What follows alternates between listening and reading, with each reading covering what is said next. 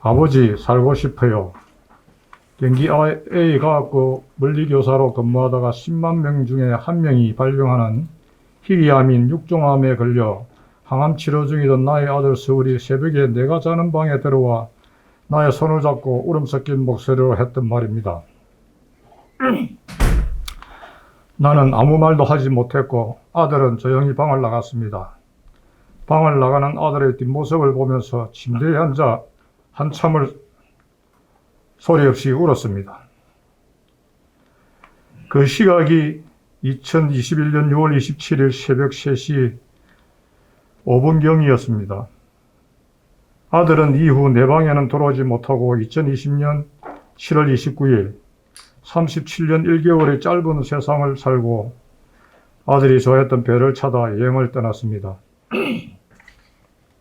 아버지는 아들을 살리지 못한 죄인이 되었고 아들의 울음 섞인 목소리가 들리는 것 같아서 그 새벽 시간이 되면 아직도 눈을 뜹니다. 저는 아들이 힘든 항암 치료를 27개월 동안 받으면서 아들에게 죽는 것은 운명이다. 사람은 죽음을 기다리며 살아가는 것이며 순수가 없을 뿐이다. 아들은 아버지의 말에 고개를 끄덕여주며 수긍했습니다. 아들의 죽음 이후 같은 학교 교사와 경남의 시과학교 교사가 같은 육종암으로 치료를 받고 있으며 모두 3D 프린터로 수업을 많이 한 교사들이라는 것을 알게 되었습니다. 저는 아들의 죽은 원인이 아들이 도깨비 방망이라고 자랑한 3D 프린터라는 생각이 들었습니다.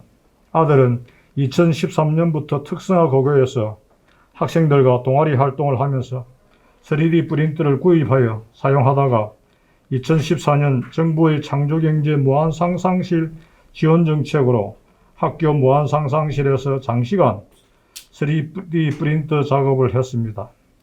아들은 각종 실험과 실습 도구로 직접 만들어 수업도 하고 인근 초중학교 3D 봉사활동도 다녔습니다.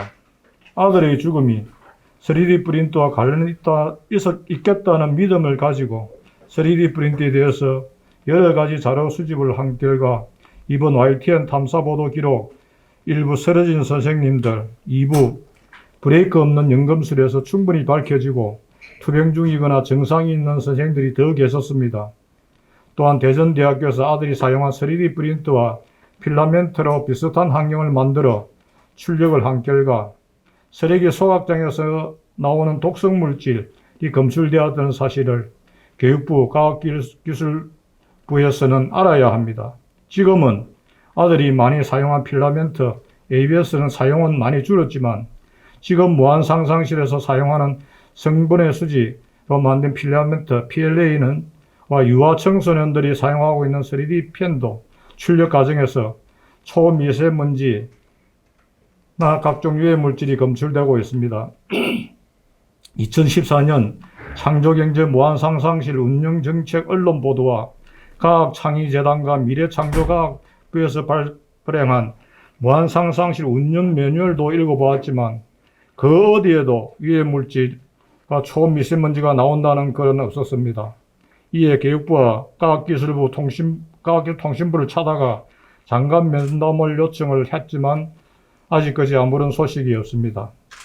아들은 과학은 상식이다 스티커를 만들어 모든 교재나 교구에 붙일 만큼 과학을 좋아했고 교사에 대한 자부심이 대단했습니다. 정부의 3D 프린터 지원 정책에 힘입어 무한상상실에서 열심히 3D 프린터를 연구하고 가르쳤습니다. 그러나 3D 프린터에 대한 열정이 아들의 죽음으로 몰고 간 원인이 되었습니다. 아들은 죽음을 앞두고 3D 프린터 사용을 후회하는 글을 블로그에 올렸고 3D 프린터를 함께 사용한 동아리 제자들에게 카톡으로 사과했습니다. 아들의 죽음 이후 무한상상실을 죽음의 장소로 여겨 일부 학교는 사용하지 않고 있습니다. 아들은 이런 상황을 원하지 않을 것입니다. 학생과 교사에게 무엇이 위험한 물질인지 알려주고 충분한 안전시설을 설치하고 안전한 필라멘트 소재와 3D 프린터를 사용한 학교가 되기를 바라고 있을 것입니다.